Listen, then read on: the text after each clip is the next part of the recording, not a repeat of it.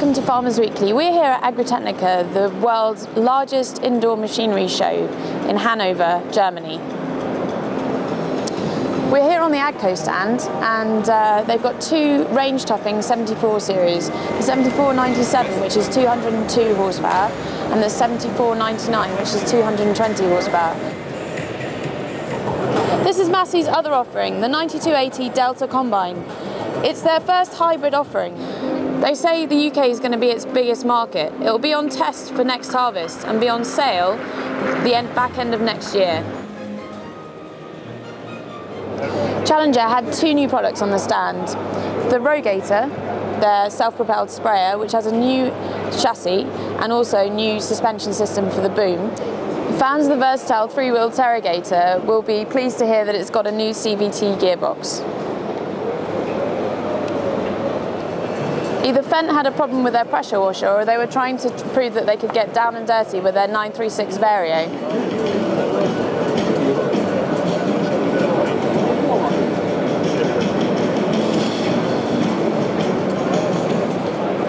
This is Fendt's other new offering, the 200 range. This is the 211.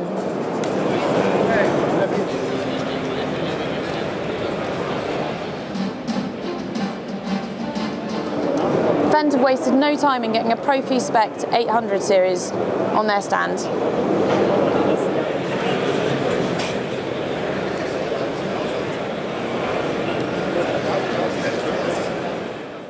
Class had two new Xerion models on its stand.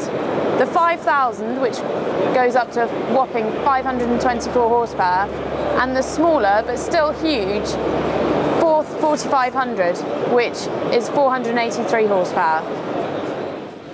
It seems like Belorus wasn't the first tractor manufacturer to go down the electric route at this year's Agritechnica.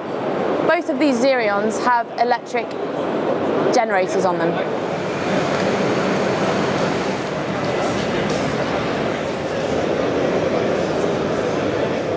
I'm on the Belorus stand here. This 300 horsepower tractor actually produces 170 kilowatts of electrical power. And what it's used for, amongst other things, is to power the fan and, amazingly, to power the front PTO. The point of the whole thing is simply to reduce driveline losses, and they even think they could start powering the axles from it.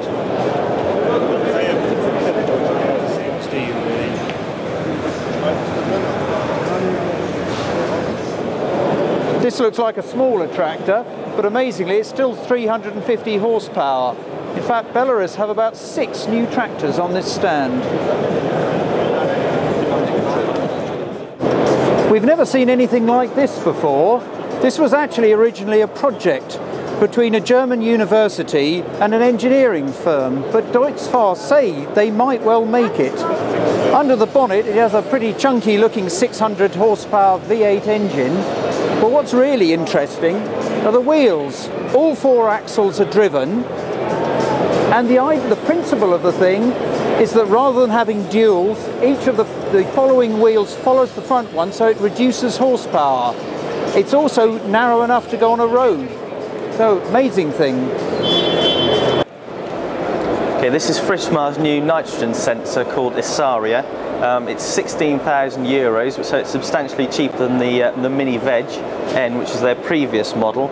It uses LED light to measure the absorption from the plant and work out the nitrogen content and apply the fertilizer accordingly. It also uses Bluetooth technology to send the signals from the machine into the PC itself, which is located in the cab. The system has the ability to produce its own nitrogen field maps, and it will be available from July 2010.